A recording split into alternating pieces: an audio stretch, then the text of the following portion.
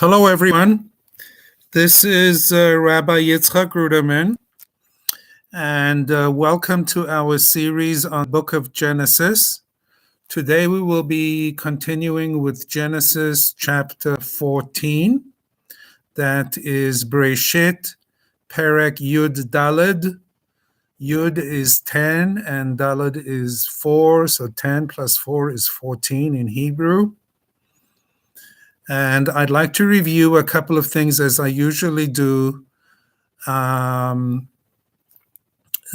we can get into this chapter, which is has a lot of details, a lot of personalities, and it can be confusing. So we'll try to make some heads or tails out of it. Now, the first thing I'd like to talk about is we've spoken about this principle, and it's so important that we'll see it repeating itself again and again with Abram, Isaac, and Jacob, and then eventually with the children of Israel in Egypt, the concept of Ma'aseh Avot Siman Labanim, Ma'aseh Avot Siman Labanim, that the deeds of the fathers are a sign for the sons, for the children. In other words, what happens to the forefathers eventually happens to the children. And usually it's the positive things that come out of it is for the children, for the descendants, is because the ancestors had successful experiences and were able to overcome the tests and whatever it is that came their way. So we'll be seeing a bit of that in this chapter. Then there is the concept of the 10 Tests of Abraham, which we're still continuing with over here, the capture of Lot, which is one of the things that happens in chapter 14. Abraham's nephew Lot is captured, and that's one of the tests for Abraham. And I'd like to review those. I found another source for the 10 tests, even though we saw in chapter 12, I listed the 10 tests, and there are some variations on it. 10 tests of Abraham. And then the concept that the Jewish people at the end of time, meaning during the latter part of their history, have to go through 4 exiles. The first being Babylonia, the Babylonian exiles. They destroyed the first temple, the Beit HaMikdash in Jerusalem. And then there is Persia and Media, Parasa Madai, they go together, Persia, Media. That's the empire that the Jews found themselves after the Babylonian Empire collapsed. And we have the story recorded in the scroll of Esther, Megillah Esther, the scroll of Esther, which is the Purim story of how in their exile, their enemies tried to obliterate them under the leadership of this guy, Haman, the Amalekite, and his plans were foiled, and he was hanged, and the Jewish people were saved. After Persia and Media, we know historically come the Greeks, Yavan, and that's under the leadership starting with Alexander the Great, and then continuing in time. Initially, they were benevolent, but later they turned into a cruel empire. And then the final empire, the final kingdom that the Jewish people have to transverse, they have to go through, they have to live through, is the empire of Rome, Edom. Rome is known as Edom from the root red. That's their symbol, the color red. That the Jewish people have to go through the trial of finally the empire, the kingdom of Edom. So there's 4 kingdoms: Babylonia, Persia, Media, Greece, and Rome. It's called Daled Malchis or Shibud Daled Malchis, the subjugation to 4 kingdoms that the Jewish people are subjected to at the end of time, and we are now at the end of the kingdom of Edom, of Rome, because we are living in that era in the Western world that is still an extension of Greco-Roman civilization. Now, in this week's parsha, we'll find the mention of 4 kings. It's not a parsha, I'm sorry. In this week, in today's chapter 14, we'll find mention of 4 kings, a battle between 4 kings of city-states or of small countries in Israel, in the Middle East area, versus 5 kings. 5 kings rebelled against the 4 kings, and the 4 kings came and made war against the 5 kings, defeated the 5 kings, and then eventually Abraham joins the battle because of the 4 kings. They captured Lot, and who was living in Sodom, and Abraham went to rescue Lot, his nephew. And in the process, he defeated the 4 kings who had prior to that won the battle against the 5 kings. So you have this battles royale, great battles taking place in this chapter 14. And talking of the Shibud Malchios, the Midrashim say there are opinions there that the symbolism of Abraham defeating the 4 kings is the symbolism of the Jewish people eventually overcoming, and in a sense also, if you overcome something, means you've defeated it, you've gotten the better of it. And Abraham overcoming the 4 kings finally is symbolic of the Jewish people eventually overcoming the 4 kingdoms later in history. And you'll see, we'll look at the Midrash, the various Midrashim that align the names of the 4 kings with the 4 kingdoms of latter-day history. And just for the record, because it can get confusing, we're going to see these names rushing at us. The names of the 4 kings and the countries, the city-states that they ruled.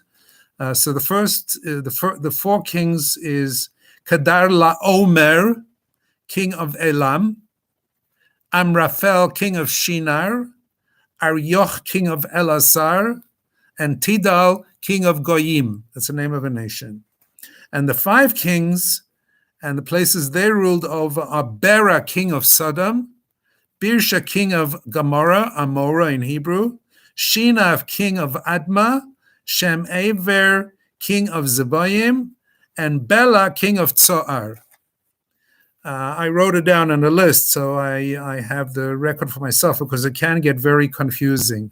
So if you ever study this chapter, it's a good idea. Or you can go online. I mean, I went online. You can find different summaries of the chapter, and then you can just write down the names of these various kings.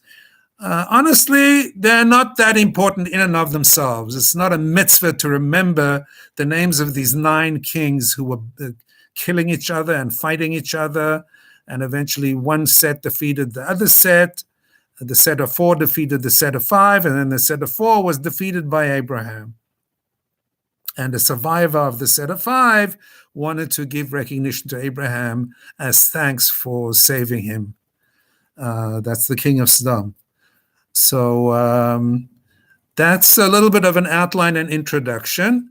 And now, without further ado, as they say, what I'd like to do is read the chapter as an overview, and as we usually do, from the Aryeh Kaplan translation. And eventually there will be in the information box below a link to the Aryeh Kaplan translation. I've done it for all the other chapters. I do it once the video recording is completed. Then I add the links to the chapters. So if you're watching live, you won't see it right away. But for those who are watching it subsequently, you will see 3 links. 1 link to the Aryeh Kaplan translation, the Living Torah, 1 link to a Hebrew-English translation, and another link to a translation into English of the Rashi on Genesis chapter 14, for your convenience. Okay, so let's go on. The chapter starts with the title of the war. That's the name that Aryeh Kaplan gives it, the war. So let's read on. It was around this time that Amraphel, king of Shinar, Arioch, king of Elasar, Kedar Laomer, king of Elam, and Tidal, king of Goyim, waged war against Bera, king of Sodom, Birsha, king of Gomorrah, Shinav, king of Admah, Shem-Eber, king of Tzavayim, and the king of Bela, now Tzoar. All these had come together in Siddim Valley, now the Dead Sea. They had served Kedar-Laomer for 12. By the way, that now the Dead Sea, it was in parentheses put in by Aryeh Kaplan, but I read it straight. They had served Kedar-Laomer for 12 years, but in the 13th year they rebelled. In the 14th year, Kedar-Laomer and his allied kings came. They defeated the Rephaim in Ashtaroth, Karnaim, and the Zuzim in Cham, the Amim in Shaveh Kiryatayim. These were other names that were given to these kings.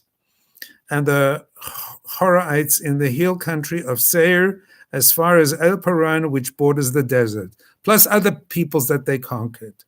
They then turned back and came to Ein Mishpat, now Kadesh, and they conquered the entire field of the Amalekites, as well as the Amorites who lived in Chatzatzon Tamar. The king of Sodom, Gomorrah, Admah, Tzvayim, and Bela, Tzoar, marched forth. They set up battle lines in Siddim Valley against Kedar-Laomer, king of Elam, Tidal, king of Goyim, Amraphel, king of Shinar, and Arioch, king of Elasar. There were 4 kings against the 5. Siddim Valley was full of tar pits, and when the kings of Sodom and Gomorrah tried to flee, meaning the 4 kings were defeating the 5 kings, and the kings of Sodom and Gomorrah tried to flee, they fell into these tar pits. The others fled to the mountains. The victors seized all the goods of Sodom and Gomorrah and all the food, and they departed. When they left, they also took Abram's nephew Lot and his possessions, since he had been living in Sodom. Those who escaped came and brought the news to Abram the Hebrew, who was living undisturbed in the plains of Mamre the Amorite, brother of Eshcol and Aner. They were Abram's allies. When Abram heard that his kinsman had been taken captive, he called out all his 318 fighting men who had been born in his house. He hurried after the invaders, catching up with them in Dan. He divided his forces against them and attacked that night. He and his servants. He attacked and pursued the invaders as far as Chova, which is to the left of Damascus. Abram brought back all the property. He also brought back his kinsman Lot and all his goods, along with the women and the other people. After he returned from his victory over Kedar-Laomer and his allied kings, the king of Sodom came out to greet him in Level Valley, now King's Valley. Melchi-Tzedek, king of Salem, brought forth bread and wine. He was a priest to God, the Most High. He blessed Abram and said, "Blessed be Abram to God Most High, possessor of heaven and earth, and blessed be God Most High, who delivered your enemies into your hand." Abram then gave him 1/10 of everything. The king of Sodom said to Abram, "Give me the people, you can keep the goods." Abram replied to the king of Sodom, "I have lifted my hand in an oath to God Most High, possessor of heaven and earth. Not a thread nor a shoelace. I will not take anything that is yours. You should not be able to say, 'It was I who made Abram rich.' The only exception is what the young men have eaten, and the portion of the men who went with me, Aner, Eshcol, and Mamre. Let them take their share." And that's the end of chapter 14. There are 24 verses in Genesis chapter 14, with a lot of information about these people, all these kings fighting each other, and what's that all about. Yes, I said I would review the 10 tests of Abram. Let's take a look at that first before we get into more detail in the chapter. So we see the momentous things in Abram's life. This is the Tzena Arena, the 10 Tests of Abram.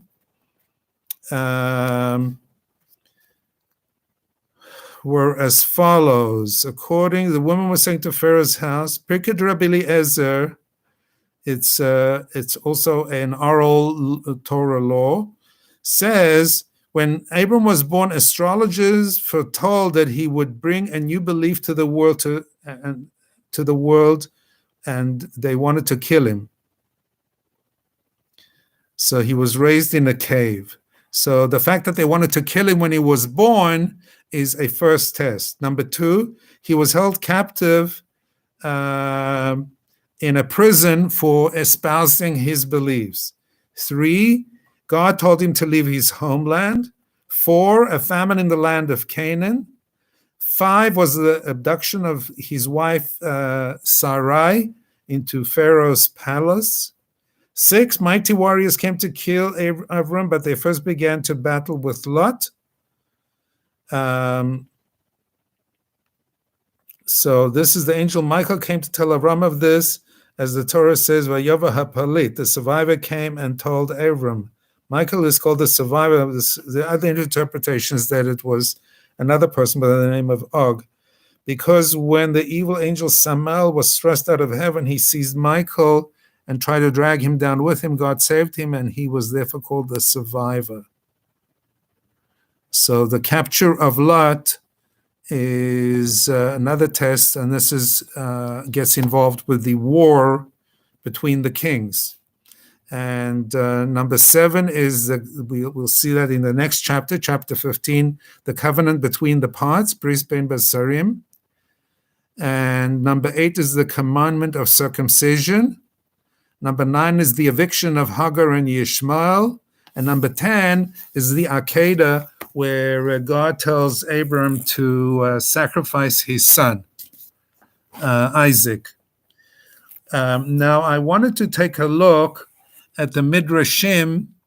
I'm jumping the gun. Before I look at the Rashi, I wanted to look at the Midrashim because they bring out what's actually going on here, like the significance of Abram fighting 4 kings and it being a Maaseh Avot, Siman Lebanin.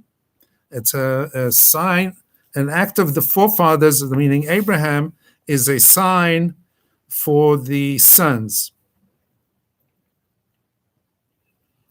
Okay, so Kedala Omer, king of Elam. This is the Medrash Rabbah. Medrash Rabbah, English translation by Sansino. Kedala Omer, king of Elam, Tila, king of Goyim, Amraphel, king of Shinar, and Antioch, king of Elasar. So these are the 4 kings. So he ends with 4 kingdoms. The kingdom of Babylon, the kingdom of Media. Media is attached to Persia.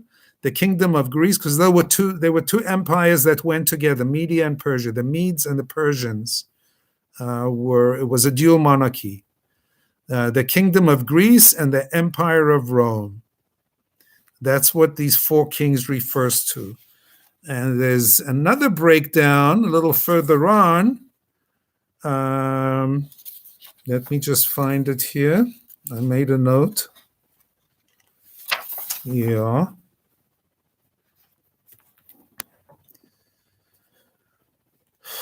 Yes, and it came to pass in the day of Amraphel, king of Shinar.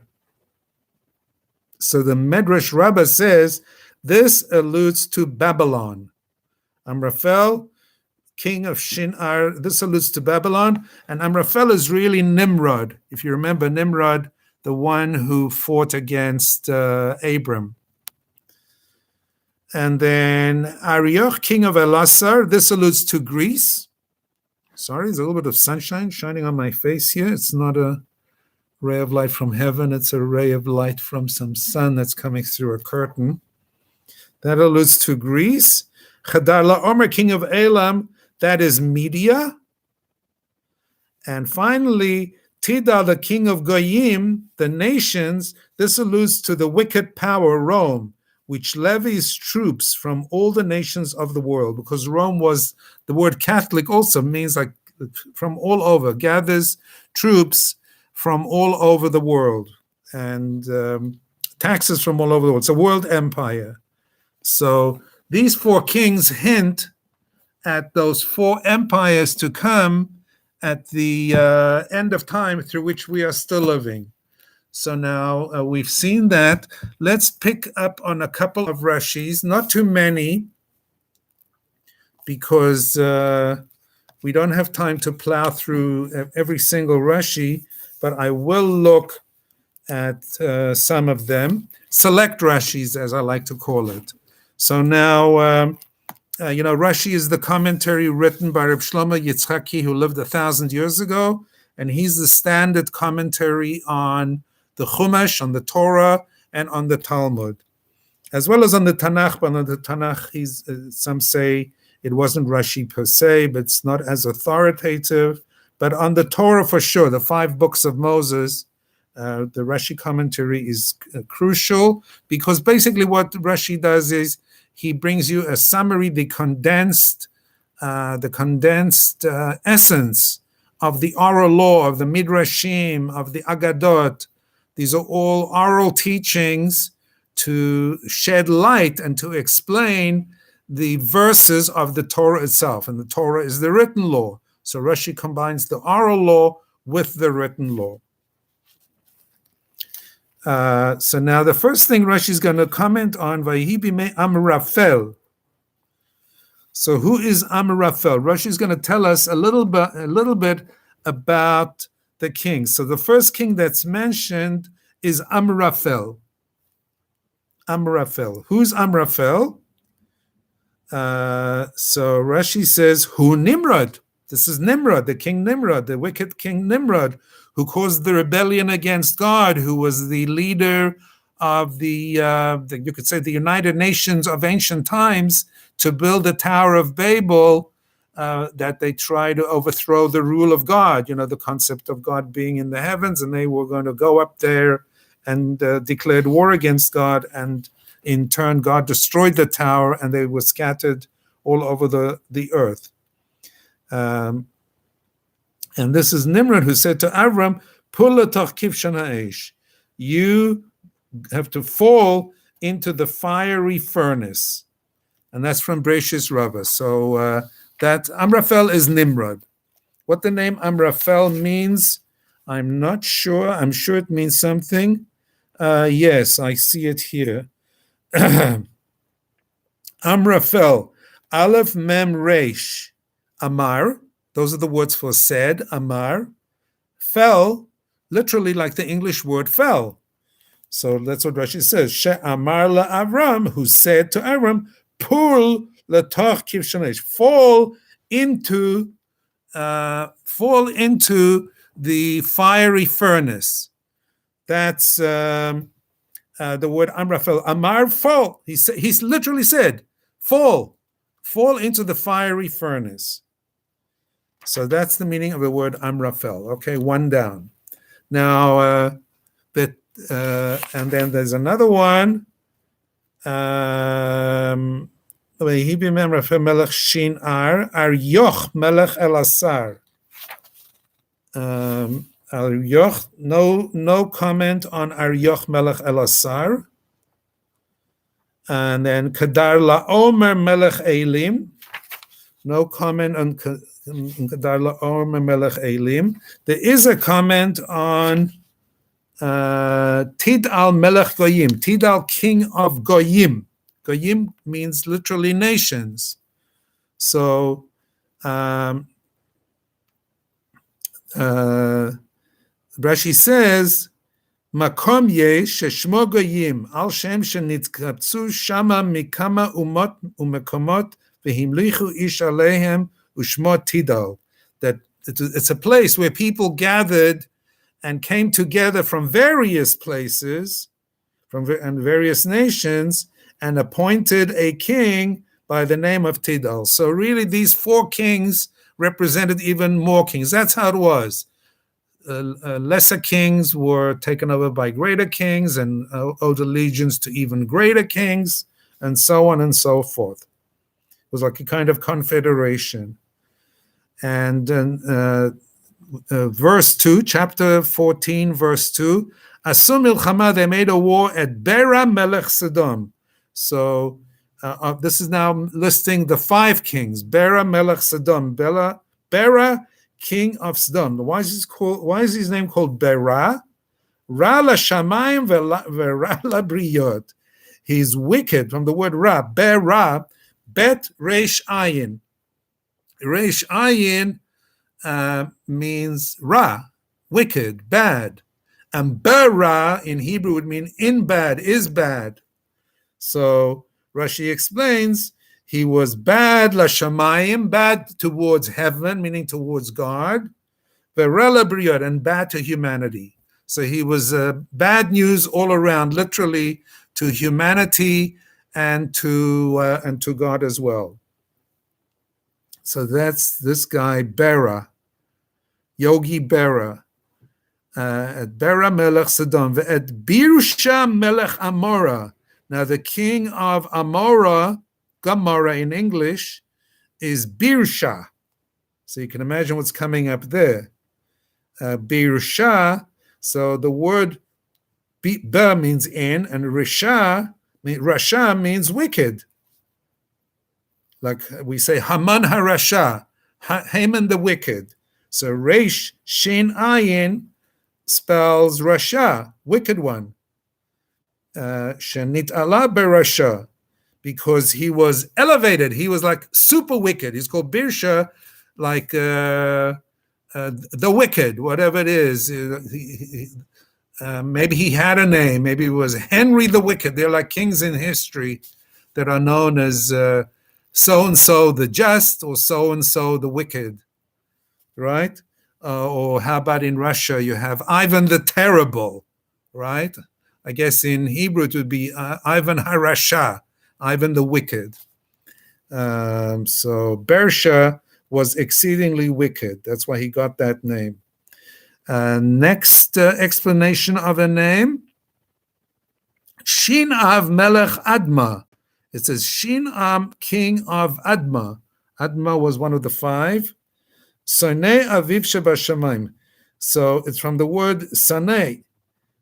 Shin and Sin, same letter, just different dot, either on the right side or the left side on top of the S or SH sound. Shin Av. Sonei Av.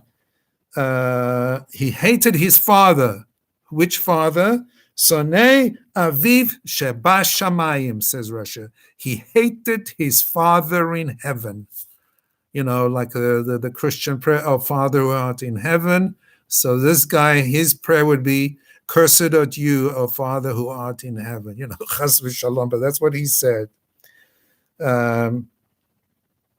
So that's that beauty. And the next guy who's mentioned is Shem Aver Melech Tzvayim. Shem Aver. What's Shem Aver mean? Sam Aver La'uf. He gave himself an extra limb to fly. He was like that tale about Icarus. You know, there's a Greek tale about a guy who stuck feathers to himself and tried to fly, and then the sunlight came out and melted the wax that was holding the feathers to his body, and he fell to his death. But it seems this guy, Shem Aver, he, on the other hand, he managed to attach to himself an artificial limb somehow, I don't know, a wing of some sort, some kind of propeller, for likbus, and to jump up and to elevate himself. He was able to beat the Wright brothers, to defy the laws of gravity. He attached some sort of propeller to himself and elevated himself, jumping up. For what purpose? V'limrod b'hakadosh baruch hu, and in order to rebel against God. So all these guys, they're wicked. I mean, it maybe gives you a reason to see why they lost. You know, when you see wars happening between nations, and you think to yourself, well, why did these guys win? Why did these guys lose? Generally speaking, at the end of the day, meaning when all is said and done, the good guys win and the bad guys lose in history. It might take decades, it might take centuries, it might take millennia. Millennia means thousands of years, but eventually the bad guys lose. Their civilizations collapse from corruption, and they fall, like the rise and fall of the Roman Empire, the rise and fall of the British Empire. Some say now what we are seeing is the fall of the American Empire, the American Republic, the rise and now the fall. Things are going downhill. And so when you see these wars happening and you see nations being defeated and crushed, there's some kind of divine justice taking place. And you see the guys who were defeated all had these wicked names, Bera, Rala Shamayim. Bera was bad to heaven. It was Birsha was wicked. He was like a super miscreant in wickedness. Shinav, because he hated his father in heaven. Shem Aver, he gave himself an extra limb, like a propeller, to rebel against God. And then finally, Bela, Umelech Bela Hutzoar. So he says, Bela is the name of the city, because it's confusing. It says, Umelech Bela, the king of Bela, is Tzoar. So Rashi says, Bela is the name of the city. So Tsar must have been the name of the king, but it seems maybe the king and the city had interchangeable names. Bela Tsar, Tsar Bela. Okay, so now we saw the way Rashi explains the names of some of these characters. None of them is nice. Neither the 4 kings nor the 5 kings had any redeeming features, really. They were all rotten, evil monsters. And when the 5 kings rose up in rebellion, the 4 kings came to crush them, and in the process took Lot, Abraham's nephew, as a prisoner. And incidentally, I saw a comment in the Medrash. One of the reasons they took Lot is, we saw in an earlier comment that it says that Rashi says, based on Midrashim, that Lot and Abraham they looked identical. They had similar facial features. They were very similar in their physiognomy.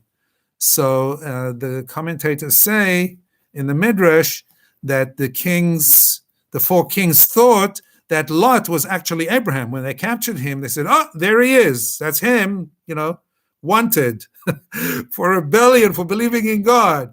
So they were able to finger him, but they caught the wrong man. They caught the wrong guy. But they found out, once he was a prisoner, that it really was not Abram. It was his nephew Lot. It's just that they looked alike. Okay, a case of mistaken identity. And then it goes on to the years of the wars. As I said, I'm not going to touch on all the Rashis. There's an interesting little Rashi here, chapter 14, verse 7. It says, and at one point, the 4 victorious kings, Vayashuvu, and they turned back, Vayavo'u el Ein Mishpat. They came to Ein Mishpat, Hu Kadesh. They came to Kadesh. Vayaku et kol Sdei ha'Amaleki, and then they conquered a whole other area. They were on the war path. Not only did they defeat the 5 kings, but they were like a war machine that crushed everything in that they faced as they swept through the areas of the Middle East near Israel. And it says that they came to a place called Ein Mishpat, that's called Kadesh, and the valley of the Amaleki, of the Amalekite. The Gamet Amori Hayoshe Chatzatzon Tamar, and also of the Amorite. So now there's a question within the Rashi. Ein Mishpat Hu Kadesh. Kadesh, it was not called Kadesh yet. So why is the Torah here in Genesis referring to a place called Kadesh, which we will see later on is a place where it's on the not on the western side, on the eastern side of the Jordan, where the people asked for water. The children of Israel asked for water, and God tells Moses to speak to the rock, and Moses gets angry with the people and hits the rock twice, and because of that, he and Aaron, because they were the co-leaders, are told, they punished, they will not be able to enter the land of Israel. So Rashi says, Al Shem Ha'atid. It's named for the future. So the Torah here is giving us a futuristic name for a place that, for an event that hasn't happened yet. That Rashi says, She'atidin Moshe ve'Aharon, because in the future, Moses and Aaron, lehishafet sham, they will be judged, al iske oto ha'ayin, on the matters of that ayin. An ayin means like a well. V'hei mei meriva, and that is the place that's called mei meriva, waters of meriva, waters of conflict.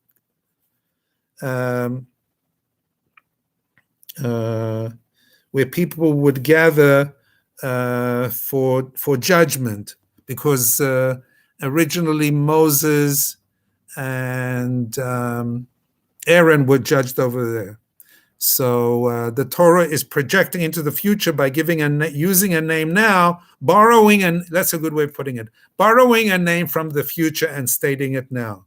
Because it's a question, why is it using a name now that is only going to be used later on? And it's the same thing over here in the same verse, chapter 14, verse 7, when it says the fields of the Amalekites. But hang on, the Amalekites haven't been created yet. They haven't been born. Amalekites come later in history. They're not yet. We're talking here in the age of Abraham. Amalek is going to be a descendant of Esau.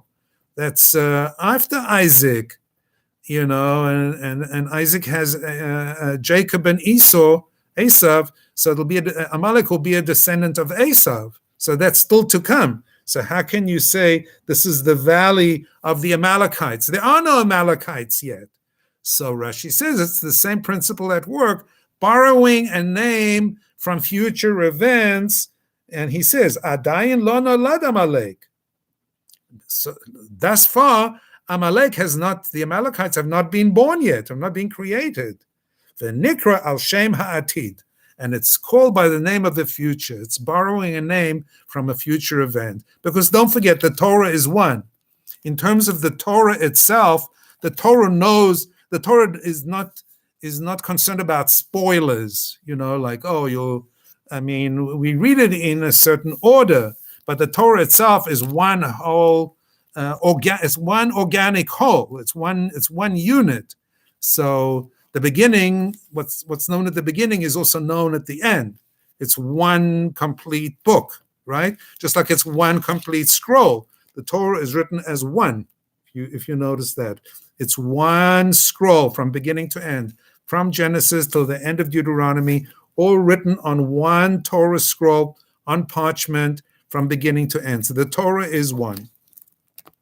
But when you learn it, when you're going through you can say the chronological order, the way the Torah is unfolding the story, some things need explanation. Like, why are you using a name for something based on a nation or an event that has not happened yet? So there's obviously there must be deeper reasons. I haven't come across them yet. The Torah has limitless levels and limitless meanings. So obviously there are meanings to these things. You could ask the question, why then did the Torah choose to give names based on future events? Why is the Torah borrowing names of future events? So those are good questions. I don't have the answers for them as of now. I didn't do the research. Okay. And then going a little further, it says, I want to focus. So now Abraham wins. He defeats the four kings. And then the king of Sodom from the original 5 kings survives, and he wants to repay Abraham, and he says, you take I'll take the survivors and you take the booty, the goods that survived. And Abraham says, no, I'm not taking anything of yours. So let's take a look at that. That's at the end of the chapter. Actually, before that is Melchi-Tzedek, but okay, we can see what he says. Chapter 12, verse 21. V'yomer melech Sodom el Avram, ten li hanefesh v'harechush kach lach. That's a famous expression. It's a famous verse. Ten li et hanefesh v'harechush kach lach. Give me the nefesh, the living souls, and the goods you can keep for yourself. So Avram says, Vayamer Avram, and Melech Sodom, he says to the king of Sodom, Hari mosi yadi el Adonai, elel yon kaneh shamayim va'aretz, like I've lifted up my hand unto the God, making it sort of that he took an oath, so to speak, that I will not take from a thread to a shoelace. Famous expression also, im michud va'al sruch na'al. I will not take nothing, not even a thread, not even a sliver of a liver from you, nothing, because I don't want to be beholden to you. Later you'll say, oh, because of me, Abraham got rich. And incidentally, by the way, one of the reasons the Midrashim say that God caused all of this to happen was for the benefit of Abraham, that God will bring about the destruction of these great empires so that the good guys, such as Abraham, and eventually it'll be the children of Israel in Egypt, eventually it'll be the Jewish people at the end of the Messianic times, will be able to inherit all the goodness of the earth, just like the children of Israel inherited the wealth of Egypt. And here Abraham inherits the wealth of the kings. He inherited it, but he didn't want to strike a private deal with the king of Sodom. Whatever Abraham inherited on his own through his own victories, he kept. But whatever belonged to the king of Sodom, he gave back. The king of Sodom wanted to show his appreciation. In that case, Abraham said, no, thank you. From you, I don't need anything. You can take everything. And I don't want to be beholden to you, and I don't want you to have any excuse in the future to say that my wealth is because of you. On the contrary, everything I got is because God handed this wealth to me and made me independently wealthy. And just a word about this king Melchi-Tzedek. Melchi-Tzedek, the king of Shalem, came out to greet Abraham after his victory with bread and wine. So they say, who is this Melchi-Tzedek? So Rashi says this is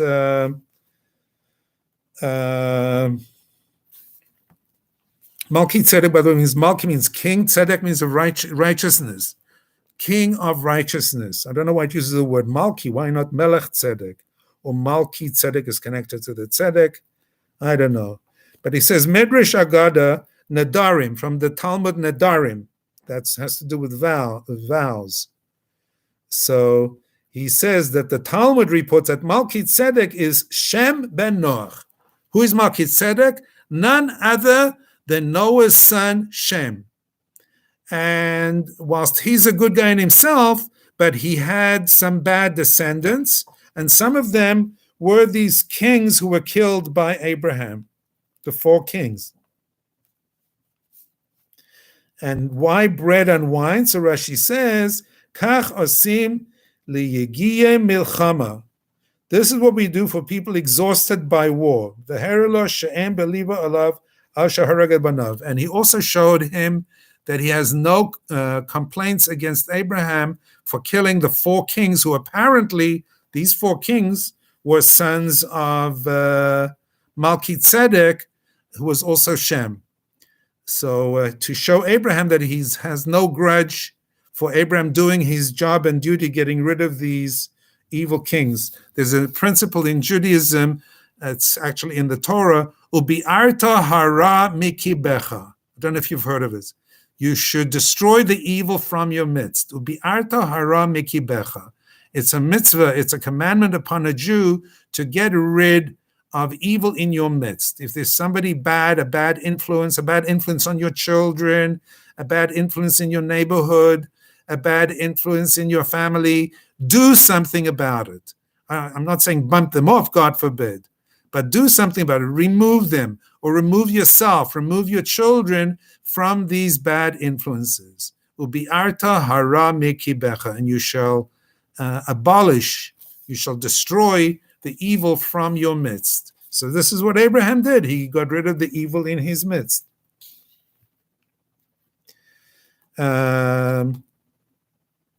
Okay, now I want to look at a couple of midrashim. From the midrash says, just one second, add a little bit more spicing. Let's see this. Question. Why did Abram consider it correct to free Lot? After all, Lot had abandoned him, right? Had he not separated from Lot because he found Lot to be unworthy? We saw that in previous chapters, that Abram separated from Lot because he wanted to separate himself from the negative influence of Lot. Separate yourself from evil. Yet, even if Lot personally did not deserve aid, Avram saw in him the ancestor of a righteous woman, Ruth the Moabite, mother of the dynasty of David and the future Mashiach. In this capacity, Lot deserved assistance. And we've seen that also. We saw that too in prior chapters, that Lot is saved, Lot and his daughters, because they will be the progenitors of Moab. From one daughter, Lot will have incestual relations with his daughters once Sodom and Gomorrah are destroyed, and they think they're the only human survivors on the planet. So the daughters decide to make Lot drunk, and each one has a baby. The older daughter has Moab from the father, and the second daughter has a baby Ammon. And from both those come nations and eventually individual women. Ruth the Moabitess, who will be the ancestress of King David. She marries Boaz in a Yibum marriage, it's called. Yibum in English is called Levirate marriage. And Naamah is descended from Ammon, and she will be a convert that marries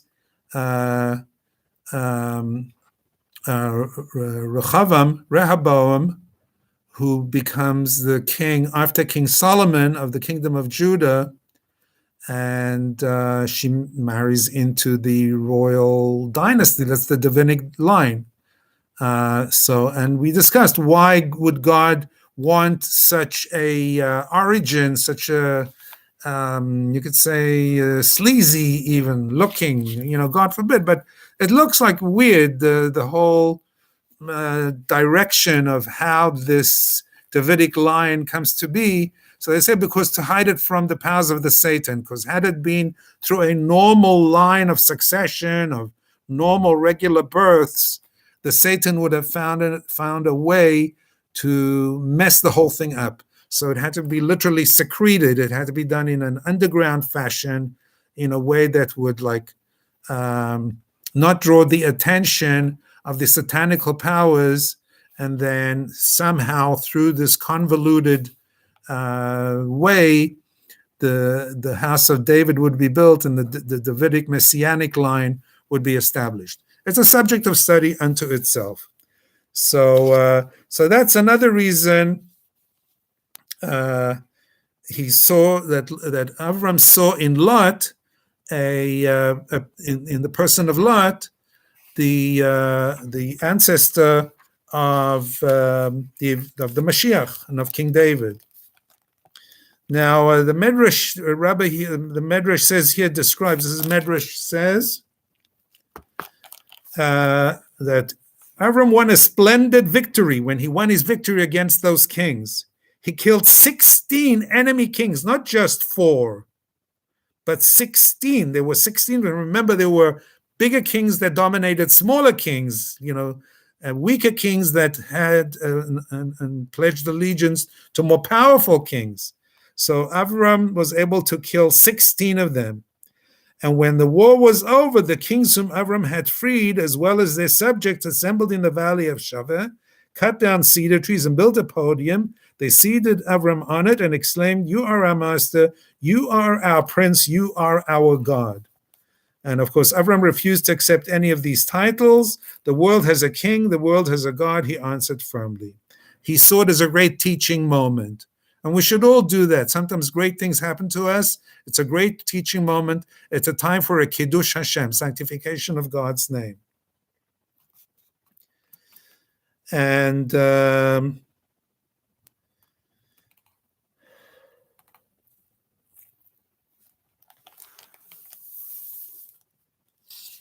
that was that. And then when Avram approached the outskirts of Yerushalayim, one of the great men of the generation walked towards him. It was Shem, son of Noach, generally known by the title Melchi-Tzedek, split into two words, who used to offer sacrifices to Hashem and headed a yeshiva where the knowledge of the true God was taught. Right? It's called the Yeshiva Shem Ve'ever. It's like an academy where they study truth, logic, the purpose of life, philosophy, philosophy of life, philosophy of religion, philosophy of God, traditions handed down from the times of Abraham throughout the generations. These were always preserved in a place called Yeshiva Shem Ve'ever. It was a yeshiva. Yeshiva means a place of sitting, meaning a place of study, because in order to study, you have to sit or stand. You have to bring your body to a stand. So it's virtually impossible to study if you're moving. Any student knows you sit or you stand as you study. It's impossible you have to bring the body, the physical part of yourself, to a basic halt to allow the intellectual and higher order part of yourself to be able to function, to really click in and work its way to understanding. So that's why a place of study, it's not called a place of study. You would think it should be called place of study. And there is a name that for it, sometimes called Talmud Torah, the learning of Torah. So that's sometimes used as a name for a place where Torah is studied, the Talmud Torah. But usually it means for younger kids. But a serious place is called yeshiva, maybe because younger kids are always on the move. So there, it's important to teach them to stand still. Whereas adults, by nature, are slowed down. They're more corporeal and physical. So they sit and then they study. And interestingly, when we pray, the Shemona Esrei, our prayers are called the Amida, the standing. So sitting, yeshiva, is for studying, and standing is for praying. And those actual words are used, yeshiva, sitting, and Amida, standing, for praying. And Avram. So since Avram and Shem lived in a distance from each other, they did not know each other, and both anticipated this meeting with hearts full of apprehension and dread. Kedar Laomer, king of Elam, and three of his grandsons. Okay, so there were sons and grandsons. Shem, on the other hand, was trembling, thinking, Avram must hate me. My wicked descendants brought mortal danger upon him. Both were unaware of the other's outstanding righteousness. So Shem and Avram, they were two peas in a pod, and they recognized each other. And he's called Melchi-Tzedek. He's called a priest. A priest. The Torah calls him a priest. And that's one of the reasons why the verses say that Abraham tithed. He gave him a tithing, because you give your tithes to a priest. Avram came to Yerushalayim to appease Shem, and Shem welcomed Avram with a gift to show that he had no ill feelings in his heart. And the two great men met. Shem, far from cursing Avram, gave him a blessing.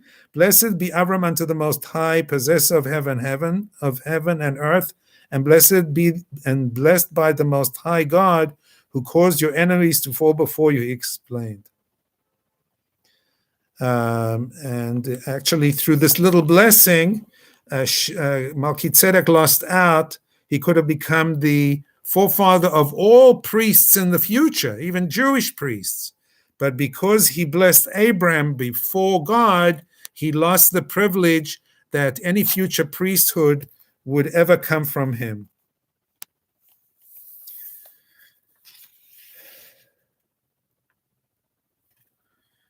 And that's the end of it for this chapter. I just want to see a drop here. It's a little esoteric. Even I myself don't make full heads or tails of it.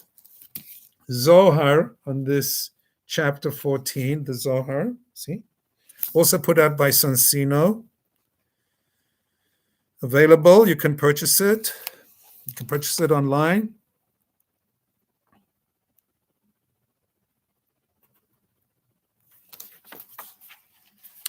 Let me just see which passage.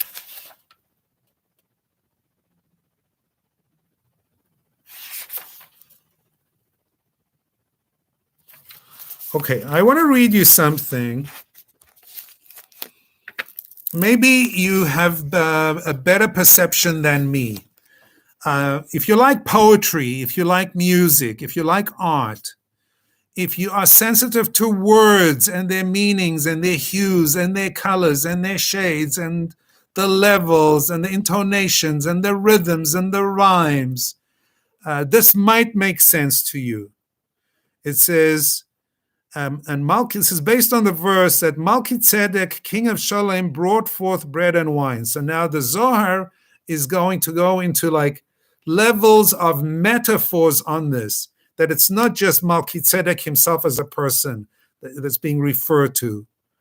And it's not just bread and wine. It's also talking about mystical elements. So Rabbi Shimon, maybe that's Rabbi Shimon Bar Yochai, the author of the Zohar, adduced here the text, in Salem also is his tabernacle, because it says he was king of Salem. So a verse in the Psalms that says in a place called Salem is also God's tabernacle, his Mishkan. He said, when God, now listen carefully and see what you make of this.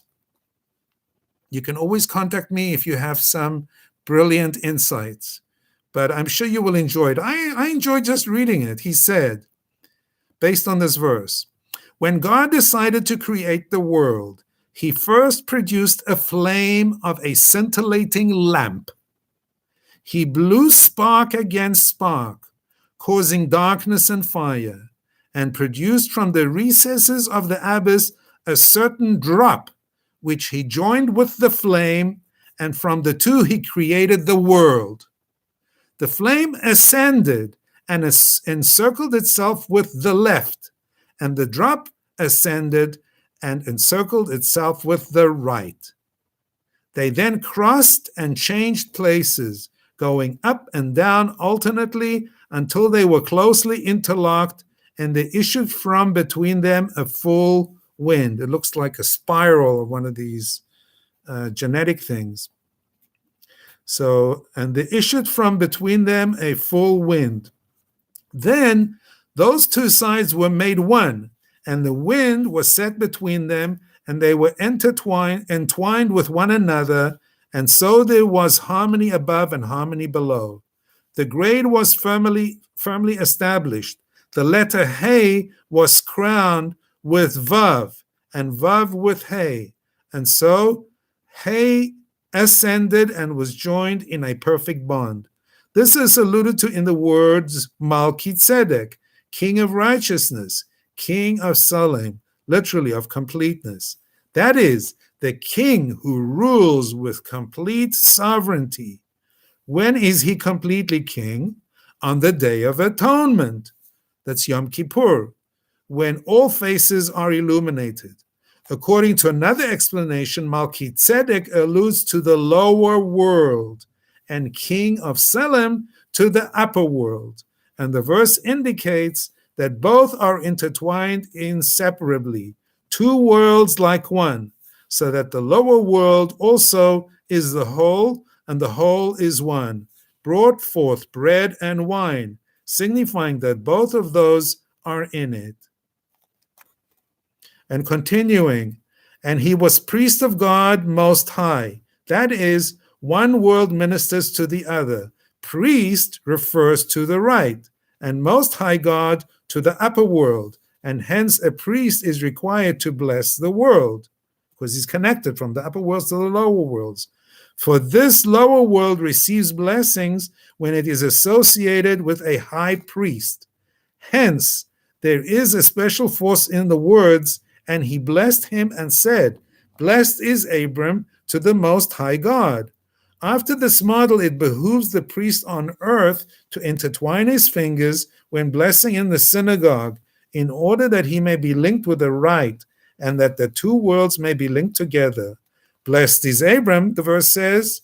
The words of the text are a prototype of the formula of blessing used by the Israelites. Blessed is Abram, in the sense we have given to it, corresponds to blessed art thou, like we make a blessing. Blessed art thou. To the Most High God corresponds to, O Lord our God, Elokeinu melech haolam. Possessor of heaven and earth corresponds to King of the universe, Lord our God, Elokeinu, and then King of the universe, melech haolam. Further, and he blessed him, indicates the course of blessing from below to above. Blessed is the Most High indicates from above to below. And he gave him a tenth of all, so that he should cleave to the place where the link was formed with the lower world. Okay, so I read to you a page, a little bit more than a page, from the Zohar. It's Zohar 86b to 87b. That's the pages. Based on these verses. You see how the Zohar gets poetical, the Agadic and Midrashic explanations, so that even a name like Melchi-Tzedek and the name of place Salem, it's not what it seems. It's not just a person or a place, right? It's referring to something that's far, far, far beyond our comprehension, even our ability to understand the creation of the world and the workings of the world and the way the world gets blessings and the way the blessings of God come down to the world, all can be derived from seemingly, small points of just informational verses, but in fact, there are what we call razei Torah, secrets. A raz means a secret. Razei Torah hidden in them in little crevices, and I'll end off, maybe there's a analogy that's given that the Torah only gives, the Torah is like, it's like a relationship between two lovers that, let's say a woman loves a man and the man is walking in the street. The woman is hiding behind a curtain. Now, she sees several men, different men walking down the street. She doesn't reveal herself to them. But when she sees her lover, her man, walking down the street, she draws wide open the curtains, and then he can see her. So that's the same thing with studying Torah. You can be like those men walking down the street, those people walking down the street, and the Torah doesn't reveal her secrets to you because you're not her lover. You don't love the Torah. You're not connected to the Torah. There's nothing, she's nothing, it's not special in your eyes. So why should the Torah reveal itself to you? In fact, you'll make mistakes. You'll come up with crazy ideas, mistaken ideas.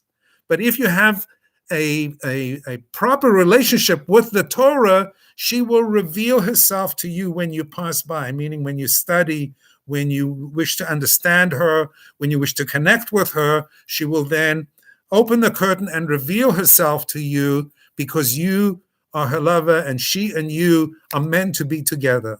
So on that little note, I thank you, and we will, please God, be continuing. If you need to reach me, my email is rudomin@jpi or rudomin@jpi.org or rudomin@att.net. Thank you so much and be well. Bye.